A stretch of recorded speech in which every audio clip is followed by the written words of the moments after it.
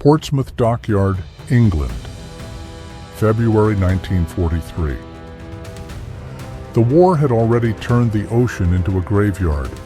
Convoys vanished overnight, merchant ships split open without warning, and in the control rooms of destroyers, sonar operators stared at flickering green screens, blind to the invisible predators beneath the waves. The Royal Navy called it acoustic failure. The men who designed the equipment called it operator error. But one woman sitting at a drafting table near the back wall of an engineering office believed they were all wrong. Her name was Eleanor Graves, 27 years old, daughter of a shipwright graduate of the Royal Technical College in Glasgow, though her degree never appeared on the official rosters. Women in wartime shipyards weren't engineers, at least, not on paper. They were assistants, tracers, clerks with pencils instead of voices. Eleanor was officially listed as a junior draftswoman, a title that sounded polite but meant invisible. She spent her nights redrawing sonar housing diagrams on translucent linen sheets, copying the work of men whose names would appear on the blueprints she corrected. And one night, while tracing the bow section of a new destroyer class, she noticed something no one else had. The sonar dome, a bulbous steel blister fixed beneath the ship's forward hull, contained a corner that should never have existed. It was a sharp 90-degree angle, where a curve should have been a tiny discontinuity in a world of flowing arcs. To the untrained eye, it was nothing. To someone who understood how sound moved through water, it was catastrophic. Sonar didn't just bounce. It sang, reflected, refracted, and sometimes when geometry betrayed it, it silenced itself. That corner would reflect sonar pulses back into the transducer, creating an echo that canceled its own signal. The result? A blind spot directly beneath the ship, a perfect hiding place for any submarine clever enough to know where to wait.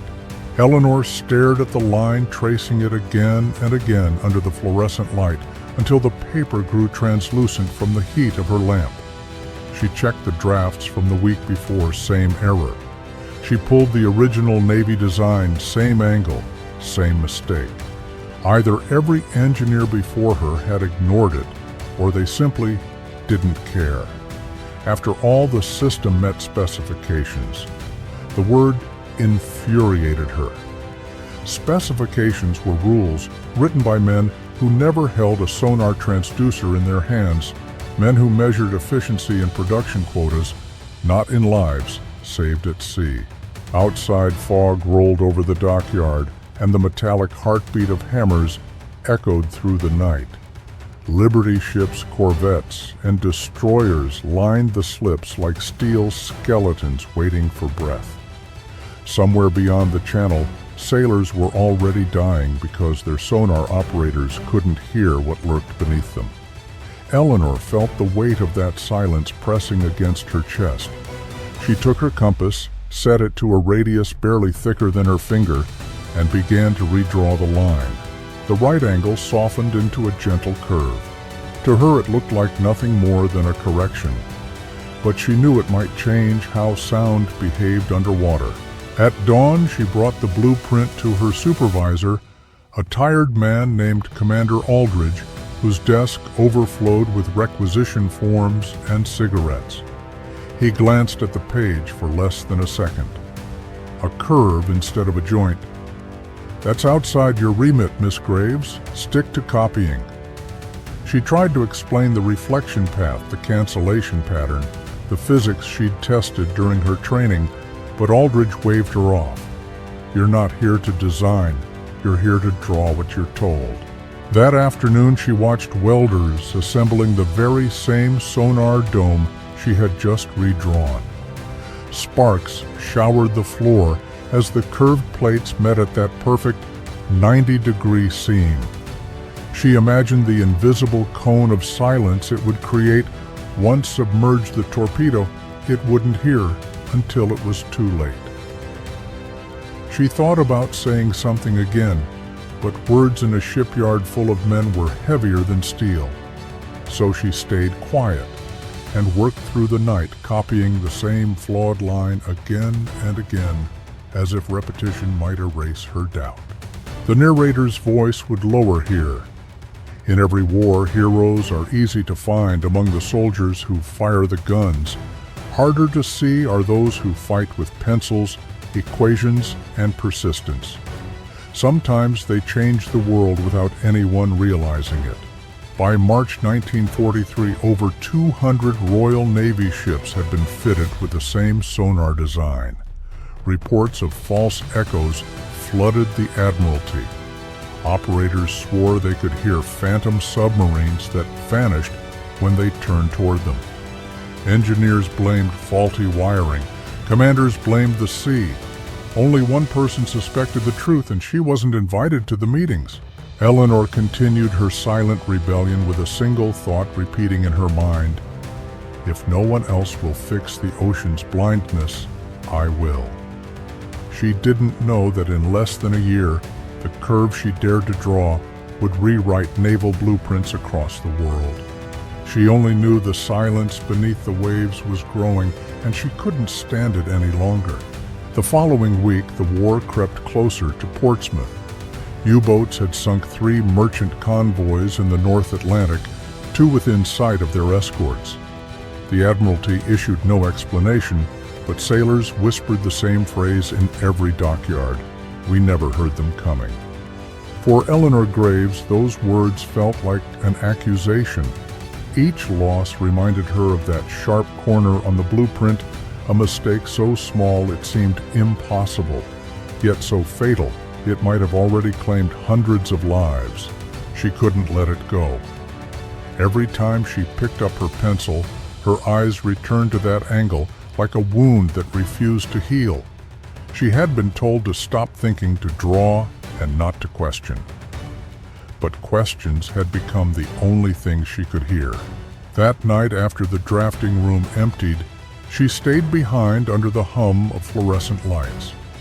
She removed her jacket, rolled up her sleeves, and unlocked a storage cabinet labeled Model Testing Components. Do not remove. Inside were scraps of aluminum sheet, a small transducer head, and a portable oscillator. With the precision of someone assembling a confession, she began to build a miniature sonar tank on her desk. She filled a shallow aluminum tray with water from a canteen and suspended the transducer just above the surface. Around it, she placed 2 curved plates, one with the proper smooth arc used in older designs, the other shaped with that exact 90-degree joint from the new blueprints. It wasn't much, just a tabletop model held together with tape and screws, but it was enough. Eleanor powered on the oscillator. A steady pulse rippled through the water, tiny concentric rings spreading outward. On the oscilloscope, the returning signal from the curved plate appeared clean, a sharp spike of light. Then she turned toward the angular plate. The signal fractured half the energy, reflected backward, creating a jagged wave pattern that echoed against itself. She recorded the results in her notebook line by line until the page blurred beneath her shaking hand. The 90-degree joint didn't just weaken the sonar, it created a dead zone directly below the ship, a pocket of silence where any submarine could hide.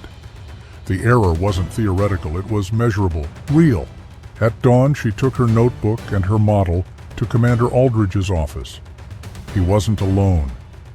2 senior engineers from the Admiralty were their men in pressed uniforms discussing production quotas and deadlines. Eleanor waited for them to finish clutching her notes until the paper softened from sweat. When she finally spoke, her voice cracked from exhaustion. "Sir, I've tested the sonar housing. There's an interference pattern. The angle on the blueprint reflects sound back toward the transducer. It cancels the signal." Aldridge frowned. "You built a model?" "Yes, sir. Last night I recorded the data." One of the engineers, a tall man with silver hair and a permanent expression of boredom, leaned forward. Miss Graves, these designs have been verified by the Admiralty's Scientific Division. You're suggesting hundreds of ships were built incorrectly because of a drafting angle. I'm not suggesting it, she said quietly. I've measured it. The silver-haired man sighed, muttering something about amateurs and enthusiasm. Aldridge turned his chair away. Miss Graves, this conversation is over. You're not authorized to conduct experiments. Your responsibility is to duplicate, not innovate. Is that clear? She hesitated. Sir, if I'm right? If you're right, it would cost the Navy 6 months of redesign and millions in steel. We're at war. We don't have the luxury of curiosity.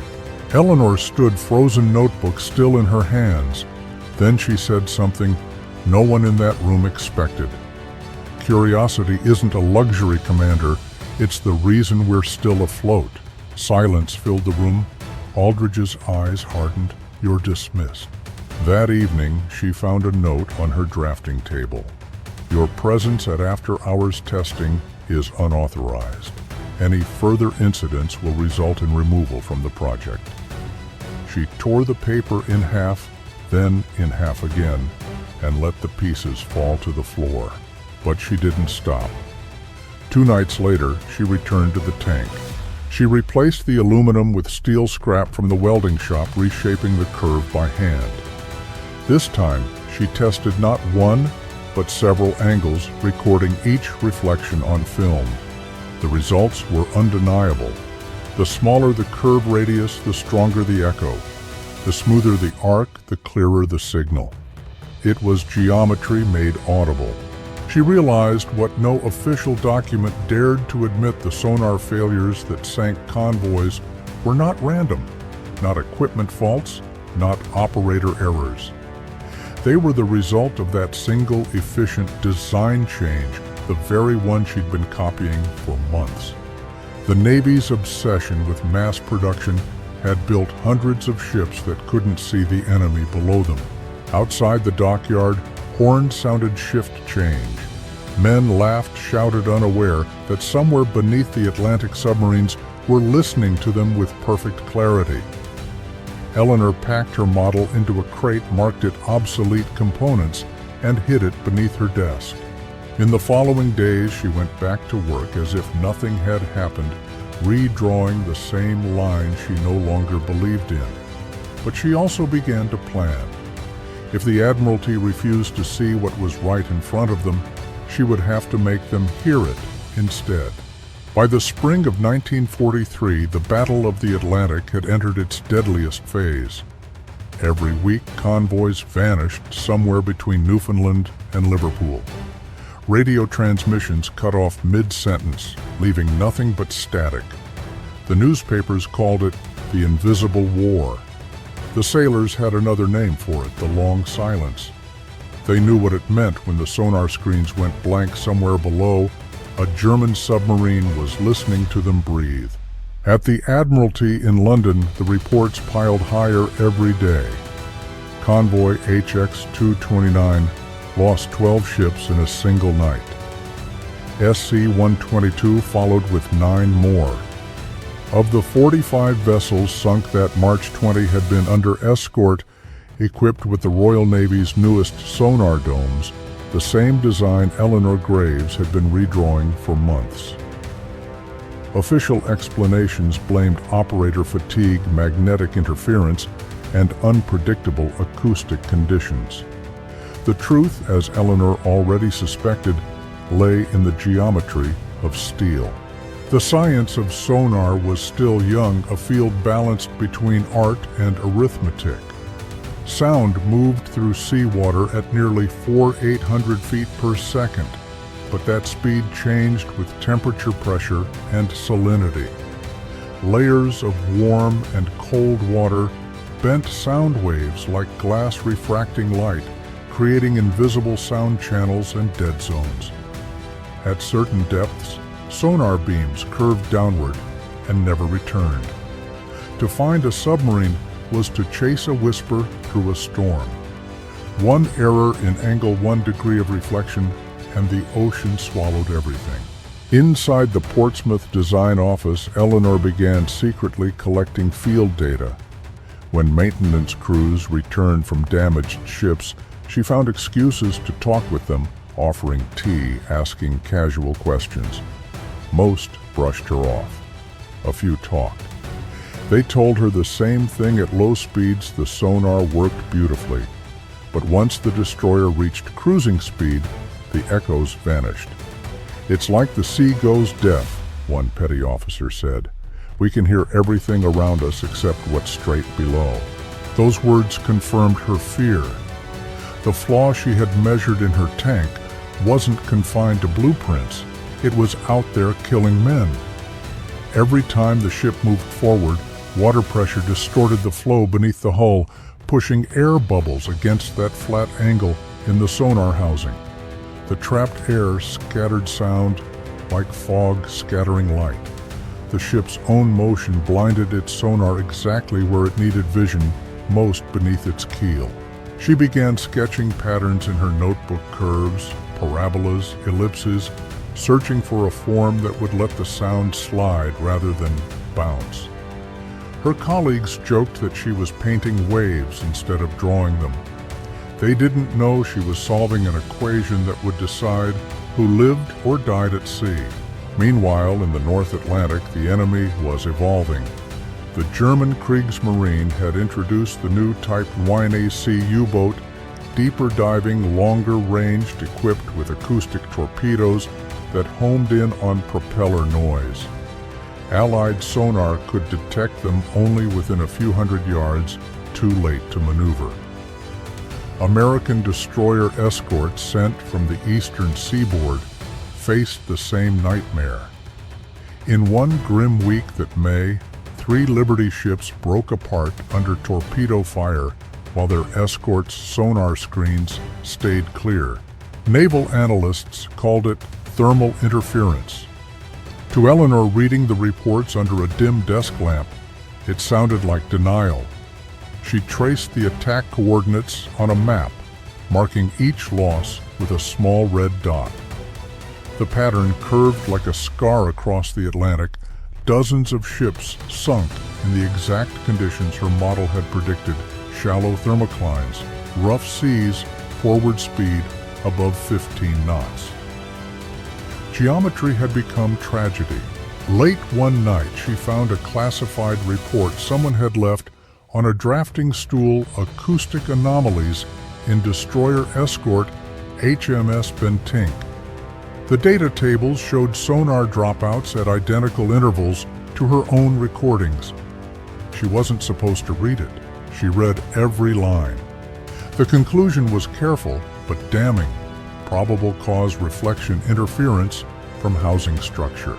It was there in black ink, buried in technical language no one wanted to interpret. The Navy knew. They simply couldn't afford to admit it. Retooling shipyards in wartime was unthinkable. Slowing production meant surrendering control of the sea. So they chose silence. Eleanor closed the report and stared out the window at the docks below. Welders' torches flared like tiny suns across the half-finished hulls. Every spark looked to her like a warning flare, a reminder of the men who wouldn't come back. She thought of the radio operators calling for help that would never arrive, of the sonar men tapping dials that no longer spoke. The ocean was full of ghosts, and she was tracing the line that had created them. The next morning, she copied the report's key pages by hand, word for word, into her notebook. Then she began drafting her own paper, a simple technical memorandum titled "On the Reflection Properties of Forward Sonar Domes." She knew it would never pass through official channels, but she also knew numbers didn't lie. Her experiment had proved the error. The battlefield had proved the cost. The only question left was whether anyone would listen before the silence claimed more ships. That night, she folded the notebook closed and whispered to herself, "If sound can be silenced by steel, maybe it can be freed by it too." She didn't yet know that her whispered promise would soon collide with the most powerful navy in the world. The wind off the channel howled through the broken windows of the drafting room that night, scattering paper across the floor like snow. The shipyard had gone dark hours ago. Only one lamp still burned its narrow circle of light, falling across Eleanor Graves's desk. Around her, silence pressed in, heavy and absolute. Somewhere beyond the harbor walls, ships were being built faster than ever before, but she knew every new keel carried the same invisible flaw. The blueprint before her was a battlefield in ink and graphite, hundreds of intersecting lines that described the shape of a ship's soul. She had stared at those lines for months, memorized every contour of the sonar housing until she could have drawn it blindfolded. Tonight she wasn't copying it, she was rewriting it. Eleanor took a blank sheet, pinned it over the existing drawing, and traced only the essentials: the forward hull, the sonar dome, the offending right angle. The corner mocked her like a scar that refused to heal. She reached for her compass, set the radius, then stopped. Curves, not corners, she reminded herself. Sound was a wave, not a wall. She drew one line, a shallow arc that bent the joint into a smooth curve, then another, refining it into an ellipse with a precise 11-degree deflection. It was almost nothing less than the thickness of a thumbnail across the scale of the ship, but she could feel the difference. The flow of sound, she thought, would slide along that line like wind around a hill instead of slamming into it. She unrolled her notebook and read her field data again. The reflection intensity dropped sharply whenever she tested curved surfaces. The smoother the arc, the cleaner the signal. Geometry was speaking in a language only she seemed to understand. She rigged her test tank once more. The water inside had gone cloudy from use, but she didn't care.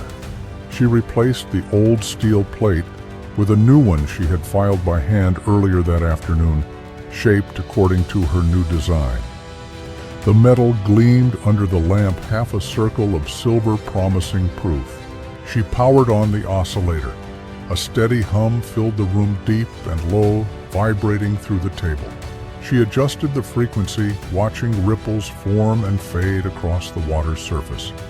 The sound struck the curved plate and returned as a clean spike on the oscilloscope. No distortion, no secondary echo, no interference pattern at all.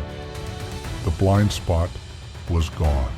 For a long moment, she just stood there watching the needle trace its perfect rhythm. The sound of success was almost silence, a steady, unwavering line on a screen that once flickered with chaos. She ran the test again. Same result. Then, again and again, until she was certain. The curve worked. She sank into her chair, exhausted, trembling, and laughed under her breath. "You just needed to breathe," she whispered to the ship on her drawing. "I gave you a way to listen again." When dawn bled across the harbor, she cleaned the water from the test tray, dried her notes, and rolled the blueprint into a cardboard tube. On the upper corner, she wrote in small, precise letters, "Experimental Geometry, Graves Curve." At 8 that morning, she walked into the office of Commander Aldridge without knocking. He was mid-conversation with 2 procurement officers, but the look on her face silenced them all. She laid the blueprint flat on his desk, next to her notebook. "Sir," she said evenly, "I've corrected the reflection problem." Aldridge leaned back in his chair. "You what?" "This line," she said, tracing the new curve with her pencil, redirects the sonar pulse away from the hull instead of back into the transducer. It eliminates the dead zone beneath the bow. I have test data, amplitude measurements, and film proof. The officers exchanged glances. Aldridge sighed. "Miss Graves, we've been over this. You can't redesign naval equipment without approval." "I'm not redesigning," she said. "I'm repairing." He looked at her as if she were speaking another language. And what exactly do you expect me to do with this curve of yours? Halt production. Recall every destroyer in the fleet. Eleanor hesitated, then said quietly, "No. I expect you to test it." Aldridge stared at her for a long time, his expression caught between irritation and something else, curiosity perhaps, or fatigue. He picked up the blueprint and studied the faint red pencil line. "You think a curve will change the ocean?" "Yes," she said, "because it already has." That answer hung in the air longer than she intended. Aldridge finally exhaled, rubbing his temple. "Leave the documents. I'll see what can be done." She left without another word, certain she had just ended her career. That night, while walking home through the fog along the dock, she stopped to watch a destroyer slide out toward open water. The gray hull glistened under floodlights, perfect and unyielding. She imagined her line hidden somewhere beneath it, buried in steel. For the first time in months, she didn't see failure in its shape, she saw potential. If she was wrong, no one would remember her. If she was right, no one would forget what she'd changed. The test was never meant to happen. Officially, no such redesign existed. The paperwork said routine maintenance, the budget ledger listed minor hydrodynamic adjustment, and the test ship HMS Acasta was recorded as under equipment calibration. In wartime bureaucracy, truth traveled under false names. 2 weeks after Eleanor Graves had laid her blueprint on Commander Aldridge's desk, a sealed crate arrived at the Portsmouth dockyard. Inside was a single experimental sonar dome machined overnight at a small foundry 20 miles away. To anyone else, it looked identical to the standard model, but hidden in its steel contours was her curve 11 degrees of defiance against the physics that had silenced the sea. Eleanor was not invited to the trial. She learned of it through a messenger who left a folded note on her desk, Acasta Dock 3 Dawn. When she arrived, the shipyard was still half asleep. Steam drifted from the crane's gulls, wheeled above the masts. On the deck of Acasta, technicians were preparing the sonar system for calibration. Commander Aldridge stood near the rail with 2 officers from the Admiralty Research Laboratory. He noticed her approach, but said nothing. Maybe he wanted her to see it fail. The test began at 0640. The sea was calm, the tide just turning. The sonar operator, Petty Officer Lynch, adjusted his headset and began transmitting test pulses at 20 kHz, the same frequency used in operational systems. Eleanor watched from the dock as he called out readings through the voice tube. "Target buoy at 300 yards clear echo. Range confirmed. Buoy at 600 signal clarity decreasing. Minor surface interference." They continued outward. At 900 yards, the standard dome should have lost coherence. That was the limit. Beyond it, the signal returned as static. "Contact at 900 clear." Aldridge raised his eyebrows. Lynch continued. "Contact at 1,000 strong." A murmur rippled through the crew. One of the Admiralty engineers scribbled a note. "Contact at 1,200 still clear." Aldridge leaned toward the microphone. "Verify range." That can't be right. But it was. The new dome was transmitting with unprecedented fidelity. The curve was redirecting the sonar pulse outward, away from the hull's turbulent wake, allowing the signal to travel farther and return cleaner. In technical terms, the gain-to-noise ratio had improved by nearly 70%. In human terms, it meant a destroyer could now hear a submarine long before the submarine heard it. Eleanor felt her heart hammering in her chest. She wanted to shout to tell them this was what she had been trying to show all along. Instead, she stood still, afraid to breathe in case the spell broke. The test continued for another hour. They ran lateral sweeps, angular reflections, high-speed passes. Every result defied expectation. The experimental dome produced no phantom echoes, no blind spot, no feedback interference. The sonar trace looked impossibly clean, a single unwavering line on the oscilloscope. By Airweight 15, the Admiralty engineers were whispering to each other. One muttered, "It shouldn't work this well." The other replied, "Then maybe we've been wrong this whole time." Aldridge finally looked at Eleanor. His expression had changed, no longer dismissal, but something heavier, almost guilt. He beckoned her aboard. "Miss Graves, join us." She climbed the gangway, the smell of diesel and salt thick in the air. On the bridge, she saw the data sheets spread out on the plotting table columns of numbers, rising higher than any previous trial. She didn't need to read them. She already knew what they meant. Aldridge tapped the report with his pencil. "You realize this will force a complete redesign. Every ship we've built for the past 2 years, everyone is acoustically compromised." Eleanor nodded, "Yes, sir, but every ship we build next won't be." The officer from the Admiralty Research Lab closed his notebook and spoke quietly. "Who authorized this geometry?" Aldridge hesitated, then said, "I did." It was a lie, but the kind that saved careers instead of ending them.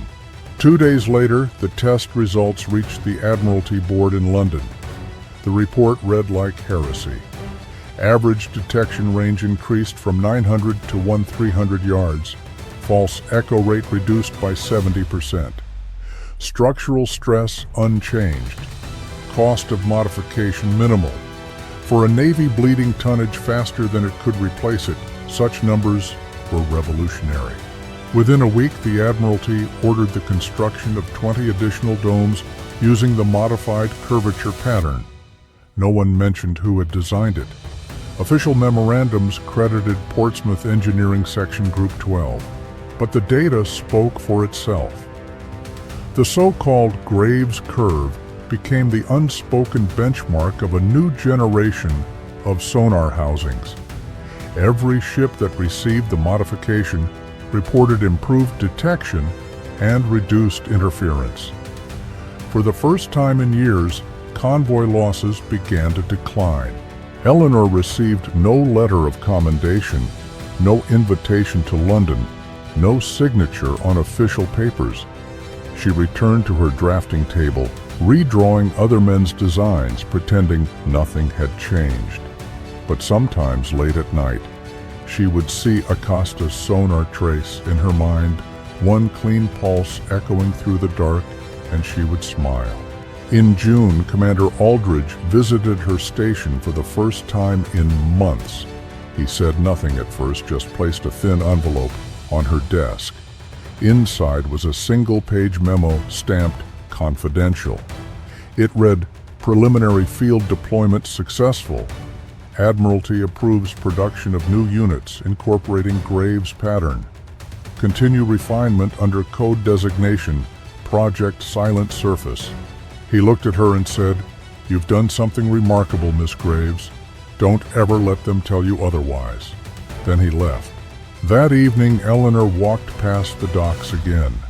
The sound of welding filled the air, a chorus of sparks and steel. For the first time, she didn't hear ghosts beneath the waves. She heard possibility. By the summer of 1944, the war had shifted from desperation to momentum. The Allies were pushing east across Europe and west across the Pacific, but the ocean was still treacherous. Beneath the surface, the enemy remained unseen and merciless. The Germans had perfected their new Type 20 U-boat, capable of diving deeper and running quieter than any before. The Japanese Navy, facing defeat, deployed its remaining submarines in suicide ambushes across the Philippine Sea. Every ship that sailed through those waters carried not just weapons, but the memory of how many had already vanished. HMS Acosta was among the first ships fitted with the new sonar housing.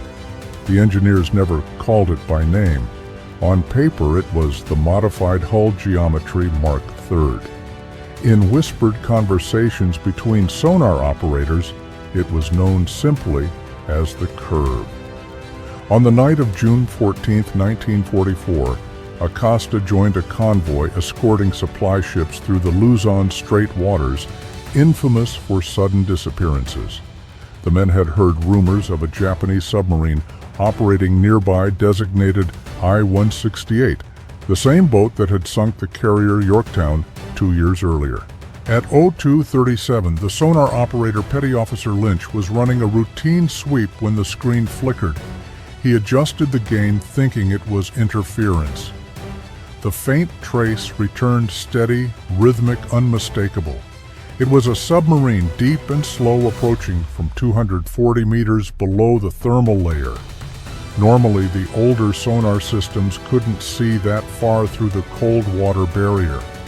This time, the echo came back sharp, clear, and deadly close. Contact bearing 173 range 800 yards, Lynch reported. Definite sub-contact. On the bridge, the officer of the watch barked for full alert.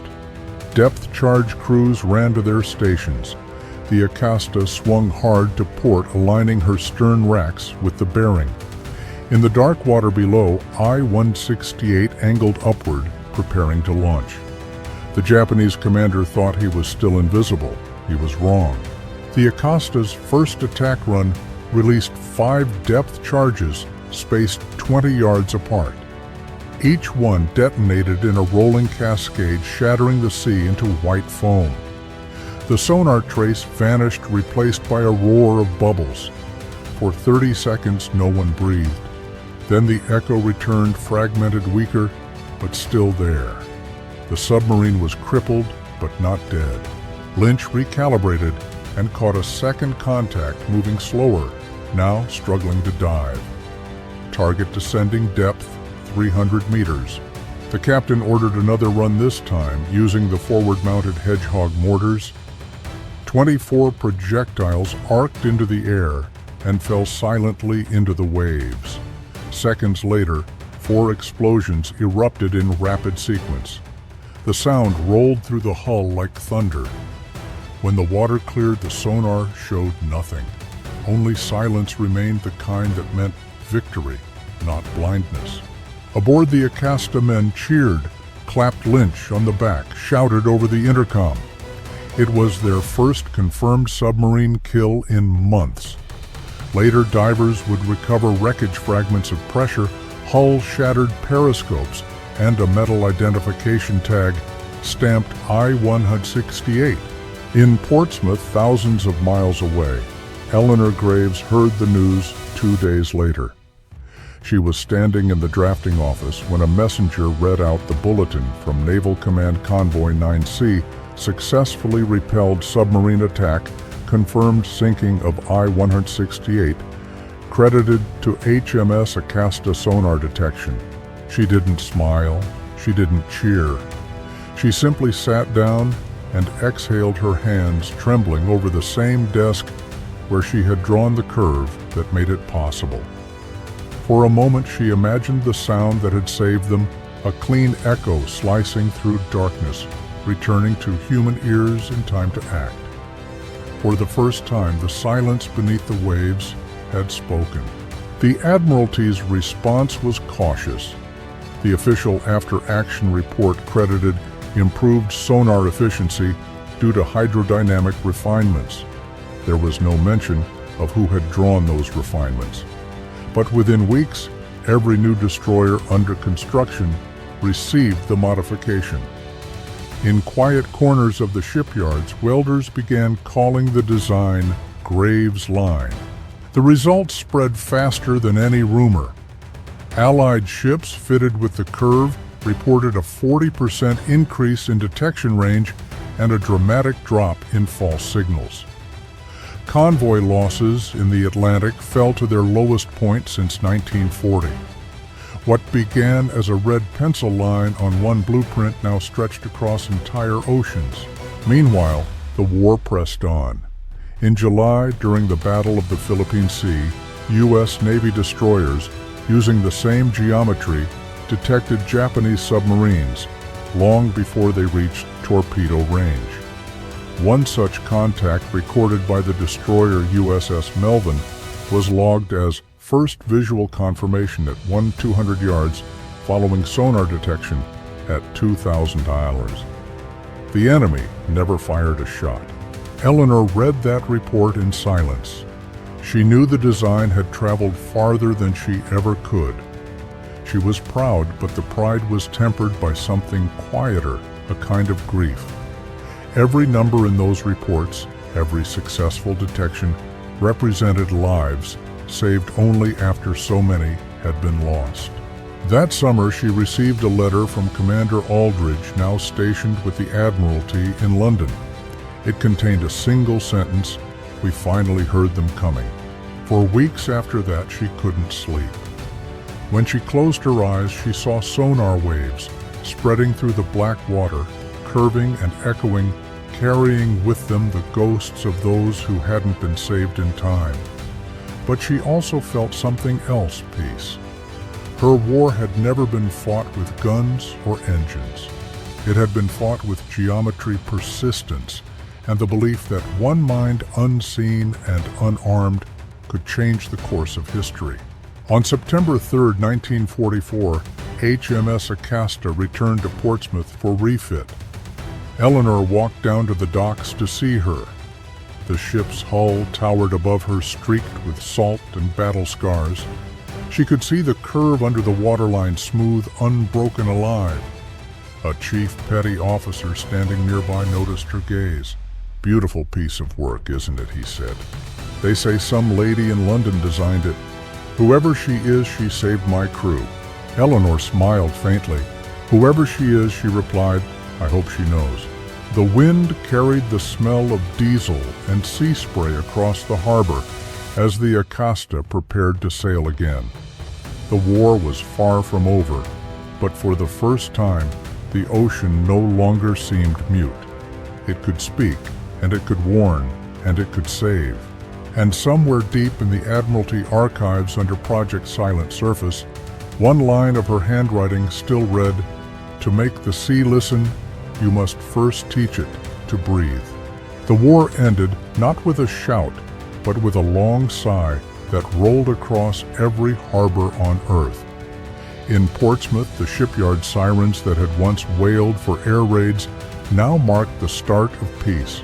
Workers cheered, sailors hugged strangers, and flags bloomed like flowers on the wind. But inside the design office of the Admiralty's Engineering Division, one desk stayed silent. Eleanor Graves sat alone, staring at a final memo stamped "War concluded. Project Silent Surface terminated." Her pencil lay beside the blueprint that had consumed 3 years of her life.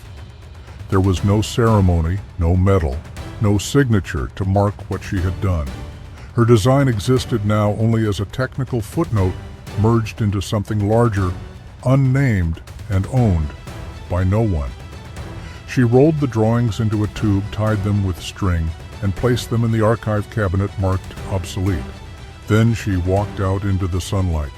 For a while she tried to return to ordinary life. She worked briefly at a ship repair company, then left to teach mathematics at a local college.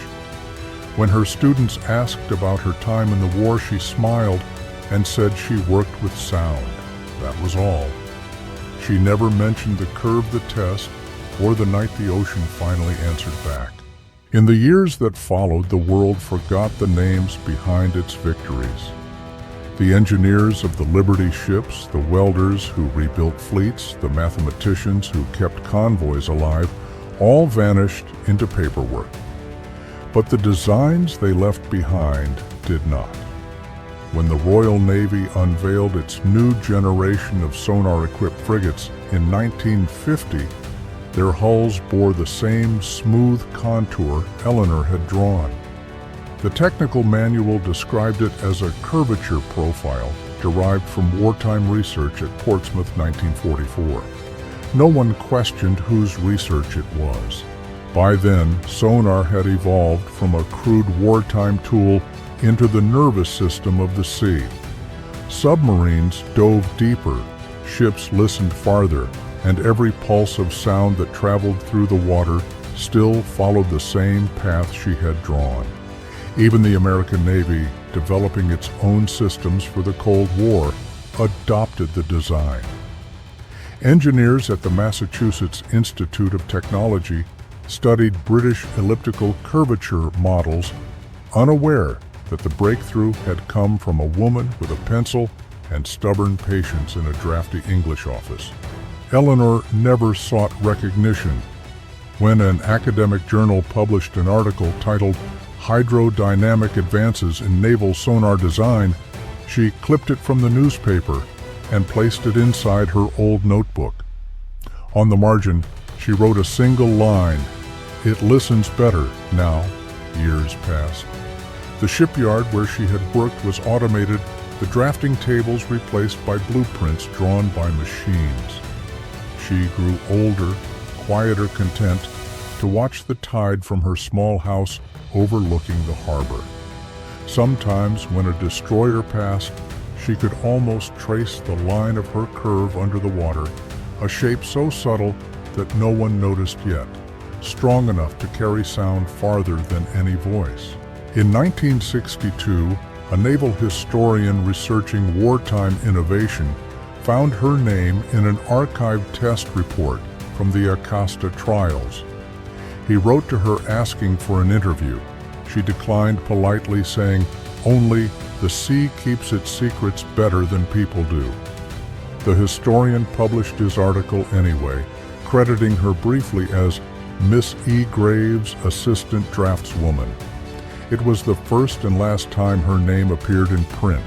Decades later, long after she had passed away, engineers restoring the old sonar archives stumbled upon her original sketches. Faded pencil lines on yellowed paper marked "Experimental Geometry, Graves Curve." The handwriting was delicate, the math impeccable. One of the researchers, a young naval architect, framed a copy of the drawing and hung it above his desk. Beneath it, he wrote a simple caption, "She taught the sea to listen." Modern sonar domes, from Arctic patrol ships to deep-sea submersibles, still carry the same lineage.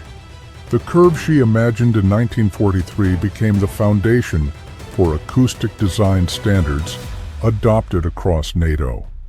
Even the latest autonomous underwater drones trace their sonar arrays along versions of her geometry. The engineers who program them know the equations by heart, but few know the name of the person who first saw sound not as a weapon, but as a living thing. In a way that anonymity suited her. She had never wanted fame, only function proof that an idea once made true could outlive the hand that drew it. In the final years of her life, Eleanor often walked the breakwater at dusk. She carried a small notebook still filled with graphs and sound reflection sketches. To the fishermen who saw her there, she was just an old woman watching the ships. They never knew she had once helped them come home alive.